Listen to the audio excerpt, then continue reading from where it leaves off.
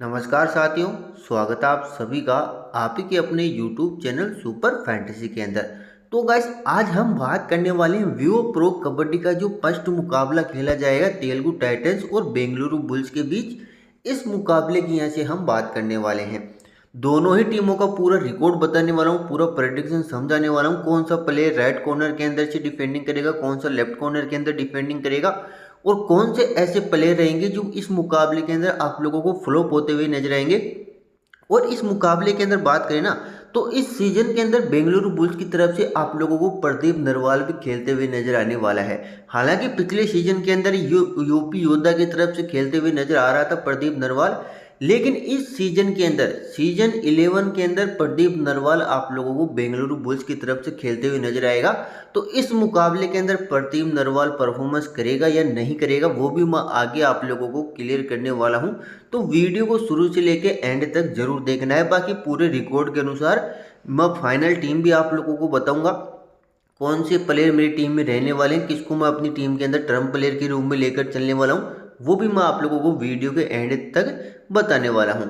बाकी इस मुकाबले की फाइनल टीम की अगर मैं चर्चा करूँ तो वो आप लोगों को मेरे टेलीग्राम चैनल के ऊपर प्रोवाइड कराई जाएगी। तो टेलीग्राम चैनल को अवश्य ज्वाइन कर लेना है, लिंक आप लोगों को वीडियो के डिस्क्रिप्शन में मिल जाएगी।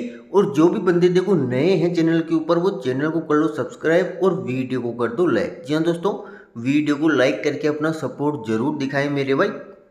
तो देखो, सबसे पहले अगर मैं बात कर लेता हूँ यहाँ पर दोनों टीमों की हेड टू हेड मुकाबलों की, तो दोनों ही टीमों के बीच कुल टोटल 23 मुकाबले खेले गए हैं बेंगलुरु बुल्स और तेलुगु टाइटंस के बीच, जिनमें से बेंगलुरु बुल्स ने 16 मुकाबले जीते हैं और केवल तेलुगु टाइटंस ने 3 मुकाबले ही जीते हैं।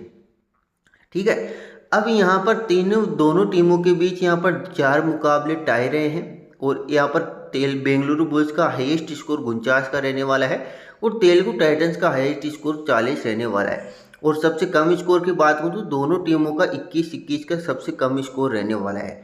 अब देखो, हालांकि तेलुगु टाइटंस पिछले 2 सीजन के अंदर बहुत ही खराब परफॉर्मेंस करके आ रही है।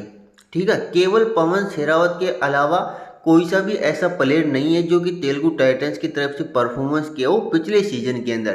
केवल एकमात्र ऐसा प्लेयर था पवन शेरावत, केवल इसी प्लेयर ने परफॉर्मेंस किया है। बाकी हर एक प्लेयर तेलुगु टाइटंस की तरफ से फ्लॉप रहा था। और सीजन 9 के अंदर बात करें तो सीजन 9 के अंदर तो पवन शेरावत नहीं खेला था क्योंकि इंजरी के कारण ये बंदा बाहर हो गया था पूरे टूर्नामेंट से। तो उस सीजन के अंदर भी तेलुगु टाइटंस ने पूरी तरीके से परफॉर्मेंस नहीं की थी। ठीक है, बाकी बेंगलुरु बुल्स की तरफ से बात करें, हालांकि बेंगलुरु बुल्स का रिसेंटली मुकाबला अच्छा है ना, 16 मुकाबले जीत के आ रही है टीम के अगेंस्ट। लेकिन इस सीजन के अंदर आप लोगों को प्लेइंग 7 अलग देखने को मिलेगी तेलुगु टाइटंस की। ठीक है, तो कौन से बड़े नाम रहने वाले तेलुगु टाइटंस की तरफ से जो इस मुकाबले के अंदर परफॉर्मेंस करने वाले हैं।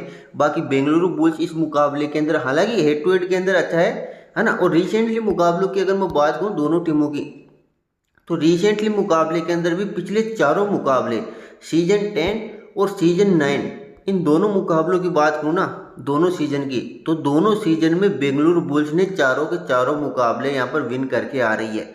लेकिन इस सीजन के अंदर बात करूँ ना, फर्स्ट मुकाबला खेला जाएगा तो इस मुकाबले के अंदर परफॉर्मेंस करने के ज़्यादा चांसेस तेलुगु टाइटंस के पास रहने वाले हैं, क्योंकि आगे मैं इसकी प्लेइंग 7 भी बताने वाला हूँ।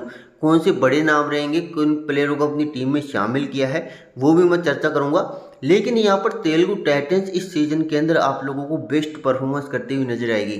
ठीक है, और पवन शेरावत पहले ही मुकाबले के अंदर आप लोगों को कम से कम सुपर 10 से ऊपर परफॉर्मेंस करते हुए नजर आने वाला है। लेकिन देखो बस बात कर लेता हूँ फर्स्ट मुकाबले की। तो फर्स्ट मुकाबले तो हालांकि देखो ज़्यादा मार्जिन से नहीं जीती, केवल 2 पॉइंटों से यहाँ पर बेंगलुरु बुल्स जीत के आ रही, यानी कि इस मुकाबले के अंदर तो तेलुगु टाइटंस ने बेंगलुरु बुल्स को अच्छी खासी टक्कर दी थी। ठीक है, सेकंड मुकाबले की बात करूँ तो हालांकि सेकंड मुकाबले के अंदर बड़े मार्जिन से यहाँ पर हार के आ रही है तेलुगु टाइटंस की टीम। तेलुगु टाइटंस की टीम ने केवल 26 पॉइंट किए हैं और बेंगलुरु बुल्स की टीम ने 42 पॉइंट किए हैं। तो इस मुकाबले को भी बेंगलुरु बुल्स ने अच्छे पॉइंटों से विन कर लिया। सीजन 9 की बात करूँ तो सीजन 9 के अंदर तो देखो पवन शेरावत पूरे टूर्नामेंट से बाहर हो गया था। लेकिन अगर मैं बात करूँ फिर भी देखो यहाँ पर बेंगलुरु बुल्स ने 34 पॉइंट किए हैं और तेलुगु टाइटंस ने 29 पॉइंट किए हैं। तो इस मुकाबले के अंदर भी 5 पॉइंटों का ही अंतर था। ठीक है, फिर भी यहाँ पर देखो वो टक्कर दी है पवन शेरावत के अनअवेलेबल होने के कारण भी तेलुगु टाइटंस ने बेंगलुरु बुल्स को अच्छी खासी परफॉर्मेंस की है इसके सामने। फोर्थ मुकाबले के अंदर बात करें तो इस मुकाबले के अंदर भी जो वो अच्छा खासा परफॉर्मेंस करके जा रही है। बेंगलुरु बुल्स की टीम 49 पॉइंट की है और तेलुगु टाइटंस ने 38 पॉइंट करके जा रही है। यानी कि देखो हेड टू हेड मुकाबलों के अंदर बात करें तो बेंगलुरु बुल्स अच्छा परफॉर्मेंस कर रही है। और दोनों सीजन 10 और सीजन 9 की अगर मैं बात करूँ पिछले 4 मुकाबलों की, तो भी बेंगलुरु बुल्स ने ही मैच को विन किया है मेरे भाई। यानी कि बेंगलुरु बुल्स अच्छा परफॉर्मेंस करती है तेलुगु टाइटंस के सामने। लेकिन अब देखो बात करने वालों तेलुगु टाइटंस की तरफ से कौन से प्लेयर शामिल हुए हैं, कौन से आप लोगों को परफॉर्मेंस करते हुए नजर आ सकते हैं और किस कंडीशन के अंदर तेलुगु टाइटंस इस मुकाबले को विन कर सकती है इस मुकाबले को। ठीक है, उसकी अगर मैं बात करूं तो यहाँ से पहले तो देखो प्लेइंग 7 आप लोग देख सकते हो, दोनों टीमों की ये प्लेइंग 7 रहने वाली है। लेकिन अब देखो जो ये प्लेइंग 7 है ना, ये पॉसिबल प्लेइंग 7 रहने वाली, कुछ ऐसे प्लेयर रहेंगे जो कि इस मुकाबले के अंदर आप लोगों को खेलते हुए भी नजर नहीं आ सकते हैं, इस बात का ध्यान रखना है। ठीक है, तो वो कौन से ऐसे प्लेयर हैं जो परफॉर्मेंस करने वाले हैं उसकी अगर मैं बात करूँ तो यहाँ से देखो बस सागर की बात करें, सागर आप लोगों को राइट कॉर्नर के अंदर डिफेंडिंग करेगा।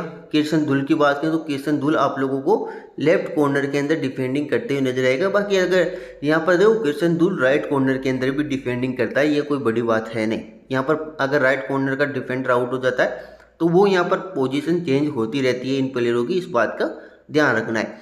लेकिन अगर मैं बात करूँ यहाँ पर मीर गब्बारी की, मलिर गब्बारी की बात हो तो ये राइट इन के अंदर डिफेंडिंग करेगा। और शंकर गडई की बात करें तो ये लेफ्ट इन के अंदर डिफेंडिंग करते हुए नजर आएगा। ठीक है, पवन शेरावत की बात करें, पवन शेरावत और यहाँ पर विजय मलिक देखोगे शंकर गडई के साथ चेन के अंदर रहेगा। और मंजीत की बात करूँ तो मंजीत आप लोगों को कृष्ण दुल के साथ चेन के अंदर देखने को मिलेगा। और पवन शेरावत आप लोगों को सेंटर के अंदर डिफेंडिंग करते हुए भी नजर आ सकता है। ठीक है, अब देखो बस यहाँ पर चर्चा करूँ मैं यहाँ पर इस मुकाबले के अंदर कौन परफॉर्मेंस करेगा। यानी कि सागर और किशन की बात करूँ लेफ्ट और राइट कॉर्नर की, यानी कि प्रदीप नरवाल किधर से यहाँ पर परफॉर्मेंस करता है, यहाँ पर राइट कॉर्नर से रेडिंग करता है प्रदीप नरवाल। तो राइट कॉर्नर के अंदर कौन डिफेंडिंग करेगा, यहाँ पर सागर करने वाला है। तो सागर के सामने और किशन धुल के सामने प्रदीप नरवाल के ज़्यादा अच्छे आंकड़े नहीं है। तो इस कंडीशन के अंदर मैंने बोला था कि तेलुगु टाइटंस की परफॉर्मेंस करने के ज़्यादा चांसेस रहने वाले हैं इस मुकाबले के अंदर, क्योंकि प्रदीप नरवाल जो कि बेंगलुरु बुल्स का मेन रेडर की भूमिका निभाएगा, इन दोनों डिफेंडरों के सामने ज़्यादा कुछ खास परफॉर्मेंस नहीं है इस प्लेयर का। तो प्रदीप नरवाल को आप लोग इस मुकाबले के अंदर ड्रॉप करके चल सकते हो। ठीक है, ये आप लोगों के लिए एक बड़ा टर्निंग पॉइंट होने वाला है प्रदीप नरवाल। ठीक है, अगर आप लोग लेकर चलना चाहो ना तो मेरे भाई रिस्क के तौर पर लेकर चल सकते हो। बाकी रिकॉर्ड के अनुसार बात करें तो प्रदीप नरवाल का ज़्यादा कुछ खास परफॉर्मेंस नहीं है दोनों टीमों दोनों ही डिफेंडरों के अगेंस्ट, है ना। अब देखो बस बात करूँ यहाँ पर बेंगलुरु बुल्स की तरफ से कौन डिफेंडिंग करेगा, सुशील खत्री राइट कॉर्नर के अंदर करेगा, सौरभ नांडल लेफ्ट कॉर्नर के अंदर डिफेंडिंग करेगा। ठीक है, और यहाँ पर नितिन नरवाल की बात करें, नितिन नरवाल आप लोगों को लेफ्ट इन के अंदर डिफेंडिंग करेगा यहाँ से। और यहाँ पर सुब्रमण्यम की बात करें तो ये राइट इन के अंदर डिफेंडिंग करेगा। बाकी ये चेन के अंदर आप लोगों को देखने को मिलने वाले हैं।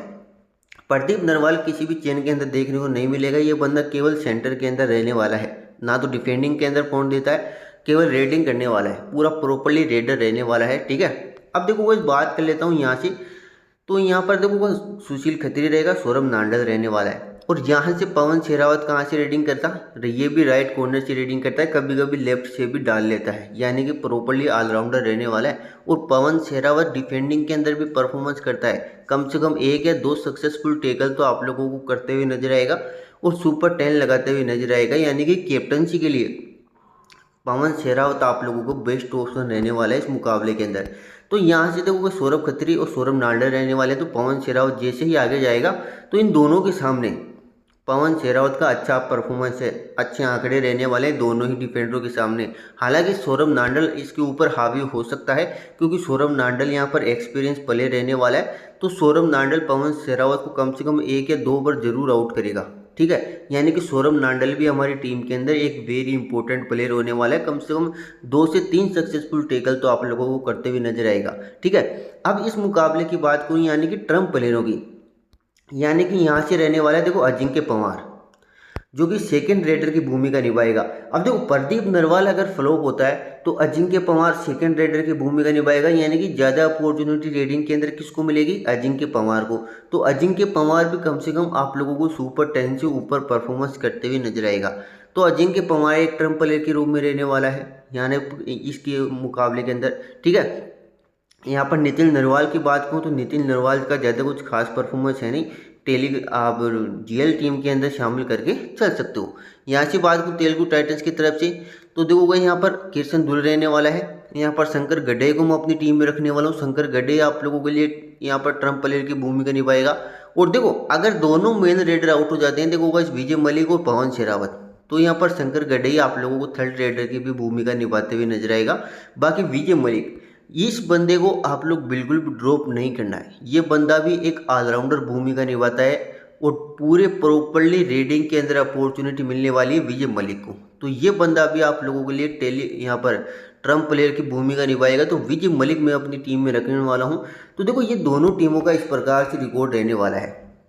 बाकी पूरे रिकॉर्ड के अनुसार देखो ये मेरी टीम रहने वाली है, जिसके अंदर मैंने देखो वह सुरेंद्र सिंह को, जो मैंने देखो ये प्लेइंग 11 के अंदर जो शामिल नहीं थे ना, उनको मैंने टीम के अंदर शामिल किया है। बाकी प्लेइंग 11 के अंदर एक दो प्लेयर ऐसे हैं जो कि खेलते हुए आप लोगों को नज़र नहीं आएंगे। अगर जो नहीं खेलेंगे ना वो मत यहाँ पर फाइनल टीम के अंदर टेलीग्राम चैनल के ऊपर बता दूंगा। तो देखो यहाँ से सुरेंद्र सिंह को लेकर चला है, बाकी सौरभ नांडल रहने वाले हैं और किशन दुल को मैं अपनी टीम में रखने वाला हूँ, ठीक है। ऑलराउंडर के अंदर विजय मलिक रहेगा और यहाँ पर गड्ढे रहने वाला है, जो कि एक ऑलराउंडर भूमिका निभाएगा। बेट यहाँ पर रेडिंग और डिफेंडिंग दोनों के अंदर परफॉर्मेंस करेगा। अब यहाँ से देखो पवन शेरावत को लेकर चलाऊं और अजिंक्य पवार को लेकर चलाऊं। प्रदीप नरवाल को मैंने ड्रॉप किया है, ठीक है। अगर आप लोग प्रदीप नरवाल को लेकर चला चाहते हो तो या तो आप लोगों को सौरभ नांडल को ड्रॉप करना पड़ेगा या फिर अजिंक्य पवार को ड्रॉप करना पड़ेगा, क्योंकि क्रेडिट इश्यू बहुत आने वाली है, ठीक है। इस बात का ध्यान रखना है। तो मैं प्रदीप नरवाल को ड्रॉप करने वाला हूँ, क्योंकि प्रदीप नरवाल का ज़्यादा कुछ खास परफॉर्मेंस है नहीं किशन दुल और सागर के सामने। तो मैं अजिंक्य पवार को अपनी टीम में शामिल करने वाला हूँ और वॉइस कप्तानी भी देने वाला हूँ, क्योंकि प्रदीप नरवाल के आउट होने के बाद अजिंक्य पवार सेकंड रेडर की भूमिका निभाएगा। तो पवन शेरावत और अजिंक्य पवार ये मेरे दोनों कैप्टन वॉइस कैप्टनसी रहने वाले हैं। बाकी जेल टीम आप लोग बना रहे हो ना, तो जेल टीम के अंदर देखो बस विजय मलिक और सौरभ नांडल और किशन दुल, ये तीन ऐसे ऑप्शन रहने वाले हैं जिनको आप लोग कैप्टन वॉइस कैप्टनसी के लिए ट्राई करके चल सकते हो। तो ये मेरी फिलहाल टीम रहने वाली है। बाकी फाइनल टीम की अगर मैं चर्चा करूं तो वो आप लोगों को मेरे टेलीग्राम चैनल के ऊपर प्रोवाइड कराई जाएगी बिल्कुल फ्री के अंदर। कोई भी आप लोगों से पैसा नहीं लिया जाएगा, कोई भी चार्जेस नहीं लिया जाएगा, बिल्कुल फ्री के अंदर एसएल और जीएल दोनों ही टीमें मैं टेलीग्राम चैनल के ऊपर प्रोवाइड कराऊंगा। तो टेलीग्राम चैनल को अवश्य ज्वाइन कर लेना है, लिंक आप लोगों को वीडियो के डिस्क्रिप्शन में मिल जाएगी। और जो भी बंदे थे वो नए हैं चैनल के ऊपर, वो चैनल को कर लो सब्सक्राइब और वीडियो को कर दो लाइक। जी दोस्तों, वीडियो को लाइक करके अपना सपोर्ट जरूर दिखाएं मेरे भाई। तो आई होप ये वीडियो आप लोगों को अच्छा लगा होगा। अगर अच्छा लगा तो वीडियो को लाइक करें, साथ ही प्यारा सा कमेंट करें।